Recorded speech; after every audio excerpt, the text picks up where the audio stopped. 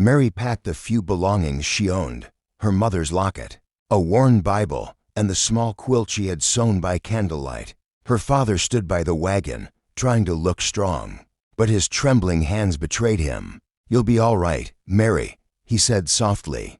"Thomas is a good man. You'll have food, safety, maybe even a future." Mary nodded, though her throat burned. She wanted to believe him. But as she climbed onto the wagon beside Thomas and his children, a deep ache filled her chest. The little boy sitting next to her stared up with wide blue eyes. "Are you gonna be our new ma?" he asked, his voice innocent and unsure. Mary managed a small smile. "I'll do my best," she whispered. The wagon creaked as it rolled across the open plains. The wind whipped through her hair, carrying away the sound of her father's voice calling a faint goodbye. Ahead lay miles of golden grass and scattered trees, the horizon endless and unknown. Thomas held the reins, silent, his gaze fixed forward. Hours passed before he spoke. "I know this isn't easy," he said finally. "It isn't easy for me either. But life out here, it takes everything you've got. My kids need someone steady. I can't do it alone anymore." There was no cruelty there, only exhaustion and quiet determination. For the first time, she felt a flicker of understanding. When they reached the ranch by sunset, the sight took her breath away. The wooden house stood lonely but strong against the fading light. Fences stretched far, and cattle grazed in the distance. The air smelled of hay, leather, and smoke from the kitchen chimney. Thomas helped the children down, then turned to her. "This is home," he said simply. Inside, the house was clean but silent. A faded photograph hung above the fireplace, a woman holding a baby, smiling in the light of another time. Mary felt a strange heaviness in her chest, as if the ghost of that woman still lingered in the room. That night, after the children fell asleep, Mary sat near the window again, watching the stars scatter across the wide sky. The silence of the prairie wrapped around her, vast and endless. She missed her father, her mother's voice, the warmth of her old home. She whispered to herself, "If this is the life I've been given, I'll find a way to make it mine." And with that, the first night at the Reed Ranch fell into stillness, the kind of stillness that hides both fear and the fragile hope of a new beginning. Horses snorting in the barn, the soft clatter of buckets against wood. Mary opened her eyes to a pale light seeping through the window. The quilt she had brought from home rested lightly over her, carrying a faint scent of lavender from her mother's chest. For a moment, she forgot where she was. Then the weight of yesterday came rushing back. The room was simple but well-kept, wooden shelves lined with jars of beans, flour, and sugar, a kettle resting near the stove. Thomas was already there, pouring water into a metal cup. He glanced up, surprised. "You're up early," he said. Mary nodded. "There's work to be done, isn't there?" A faint smile touched his face. "You sound like you've been here for years." The children soon followed, sleepy-eyed but smiling. Mary helped them wash and served the little breakfast she could manage. Maybe, just maybe, she could belong here. Later that day, Thomas showed her the ranch, the barns, the fenced pastures, the fields that stretched to the horizon. The land was beautiful but unforgiving. Every nail, every plank, carried the story of hard work and loss. As they walked, he spoke quietly about his late wife, about the winters that nearly broke him, and the drought that tested his faith. Mary listened in silence, her heart heavy but open. That evening, when the sky turned crimson, she stood on the porch watching Thomas fix a broken fence. The children played in the dust, their laughter echoing across the fields. The wind lifted her hair, and for the first time, she smiled, not out of duty, but out of something like peace. She didn't know what the coming days would bring, but she sensed that beyond the pain and uncertainty, this strange place might hold the beginnings of a life she never thought she'd have. As the last light of the sun faded behind the hills, Mary whispered softly, "Maybe this is where I was meant to be." And with that, the prairie night folded around the house, calm, wide, and waiting for whatever destiny had in store.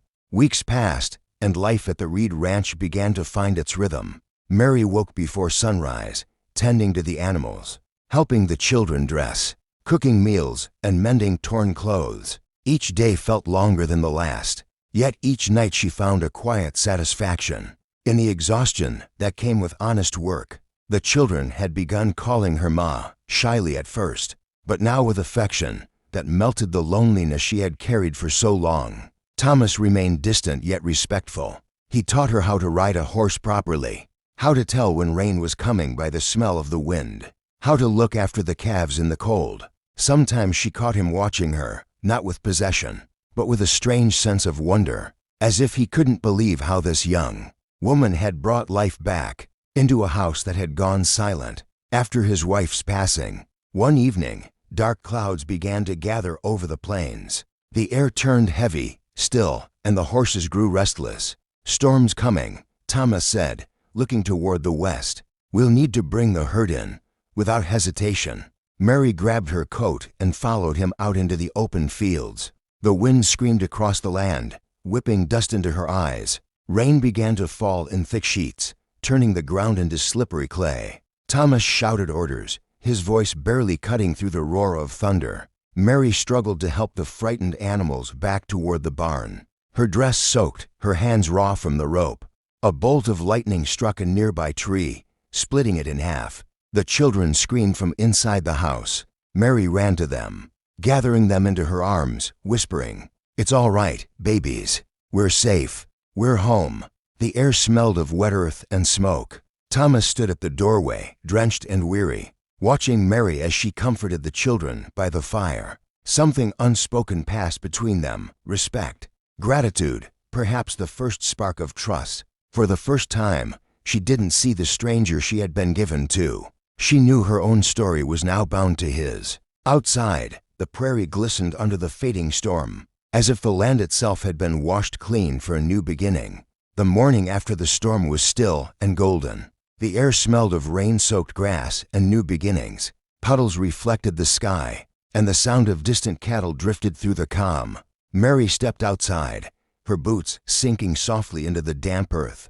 The ranch looked battered, but standing strong, just like her heart. Thomas was already at work, mending a broken fence post. His sleeves were rolled up, the morning light tracing the lines of effort on his arms. For a moment, she just watched him, quietly realizing how much had changed in so little time. His steady voice, his silent strength. When he noticed her, he smiled faintly. "You held the house together last night," he said. "Didn't think anyone could calm those kids like that." Mary blushed.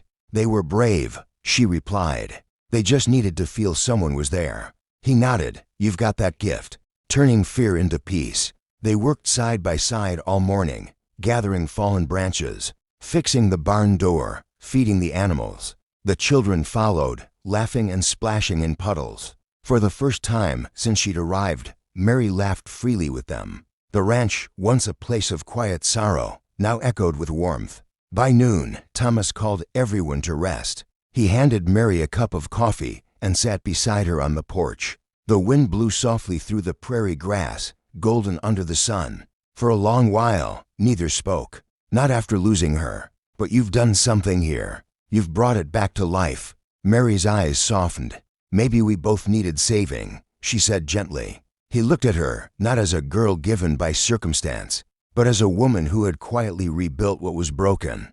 A silence fell between them, but it wasn't empty. It was full of gratitude, healing, and a bond neither could name. That evening, as the sun dipped below the horizon, the children ran through the tall grass, their laughter carrying across the open fields. Mary stood by the fence, watching them, her heart lighter than ever before. Thomas joined her, standing close enough that their shoulders brushed.